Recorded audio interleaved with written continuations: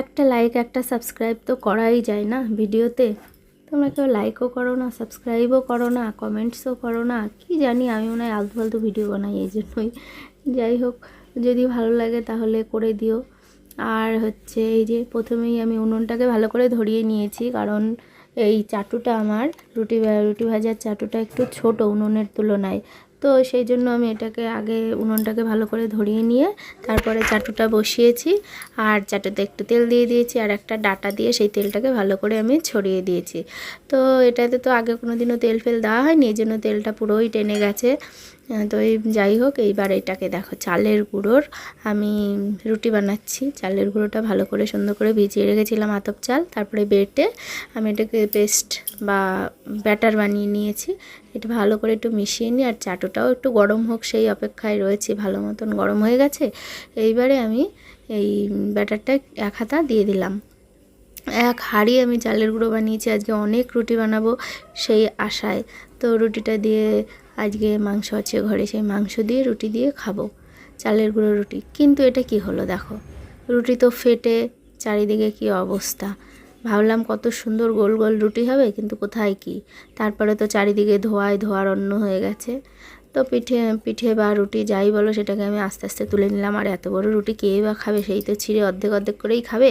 এই জন্য আমি অত খাটনি করে আস্ত রুটি বানালাম না, এই রকম খুন্তি দিয়ে কেটে কেটে ছোট ছোট করেই তুলে নিলাম আর কি।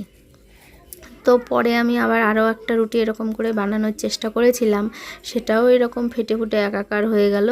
তো কি আর করা যাবে, লাস্টে গিয়ে এটাকে বাদ দিলাম আমি। দিয়ে মনে পড়লো এই যে পিঠের সাজ আছে তো আমার, আগেরবার শীতকালে বানিয়েছিলাম পিঠের সাজটা। আগে একটা প্রথম যেটা বানিয়েছিলাম সেটাও খুব সুন্দর হয়েছিল দেখতে, কিন্তু সেইটা হচ্ছে উনুনে পোড়াতে গিয়ে ফেটে গেল। তারপরে এটা একটু ভারী করে বানিয়েছিলাম, ওটা পাতলা ছিল দেখে এটা ভারী করে বানালাম। এটা এতটাই ভারী হয়েছে যে এটার মধ্যে আগুনের তাপ পৌঁছাই না। তো যাই হোক, আগুনের তাপ আমি ভালো করে উনুনটা ধরিয়ে নিয়ে এই যে সেই ডাঁটাটা দিয়ে আমি আবার এই পিঠের শাঁসটাকে ভালো করে তেলটা মাখিয়ে নিচ্ছি। মাখিয়ে নিয়ে এটাকে দিয়ে দেখি অনেক দিন ধরে শাঁস পিঠে খাওয়াও হয় না। মানে প্রথমে আমার মনে ছিল না যে এটা দিয়ে আমি পিঠে বানাতে পারি। পরে যখন দেখলাম রুটিগুলো হচ্ছিল না, তখনই আমার এই পিঠের আইডিয়াটা মাথায় আসলো। তো এবারে যে উনুনটা ভালো করে একটু গরম হওয়ার জন্য অপেক্ষা করছিলাম, আর গরম হতে হতে দেখো কি অবস্থা, এই যে তেল সব খেয়ে নিয়েছে। আর ওই দেখো নিচে দেখেছো শুয়োপোকা দৌড়াচ্ছে। আমাদের আশেপাশে পাট জমি আছে, আমাদেরই পাট জমি, সেই পাট জমিতে প্রচুর শুয়োপোকা হয়েছে। আর সেই শুয়োপোকা ঘরে বাইরে চারিদিকে দৌড়াচ্ছে। উনুনের ওই সাইড থেকে একটা শুয়োপোকা দৌড়ে চলে গেল। তো যাকগে, আর ওগুলো মারতেও কষ্ট হচ্ছে, রোজ সকালে উঠে ওগুলোকে মারতে হচ্ছে, না মারলে গায়ে টায়ে সব জায়গায় উঠে যাচ্ছে। মানে হাজার হাজার শুয়োপোকা, একটা দুটো না। তো কী আর করব, যাকগে, মারতেও কষ্ট লাগছে, আবার না মারলেও আমরা টিকতে পারছি না। তো এই পিঠেটাকে আমি ভালো করে ঢেকে দিলাম। আর এই দেখো কী সুন্দর পিঠে হয়েছে, দেখেছো? পিঠে নাকি সুন্দর বললে মানে পরে আর ভালো হয় না, কিন্তু সুন্দর হয়েছে সেটাকে তো সুন্দর বলতেই হবে, তাই না?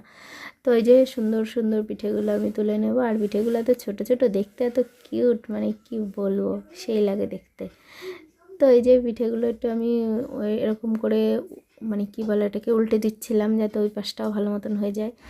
তো এই যে পিঠেগুলো কিন্তু খুব সুন্দরভাবে উঠেছে, একটুও মানে লেগে টেগে আর থাকেনি। তো পরের বার আমি আর তেল দেইনি, ডাঁটাটা দিয়ে শুধুমাত্র একটু মিশিয়ে মানে কি বলবো, একটু পরিষ্কার করে নিলাম, ব্যাস, তেল আর দেওয়া হয়নি। তো বাদ বাকি যে ব্যাটারটা ছিল সেটাও আমি দিয়ে দিলাম। আর এটা কিন্তু যখন রুটির জন্য করেছিলাম তখন কিন্তু একদমই পাতলা ছিল, পরে ঘন করলাম কীভাবে জানো? ঘন করলাম, এই হাঁড়িটা রেখে দিয়েছিলাম, তো জলটা ওপরে উঠে গেল আর ব্যাটারটা নিচে থিতিয়ে পড়লো। তারপরে ওপর থেকে আস্তে করে জলটা কাত করে ফেলে দিলাম। তো এইভাবে হয়ে গেল আমার ঘন ব্যাটার। তারপরে হচ্ছে বাইরে একটা আওয়াজ শুনতে পাচ্ছ, 2-4 দিন পরে পিয়মের বার্থডে। ওর বাবা পিয়মের একটা জমানো ঘট আছে, সেটা ভাঙছে, পিয়মের জন্য একটা সাইকেল কিনতে পারে। তো যাই হোক, এই যে পিঠেগুলো দেখো কি সুন্দর হয়েছে।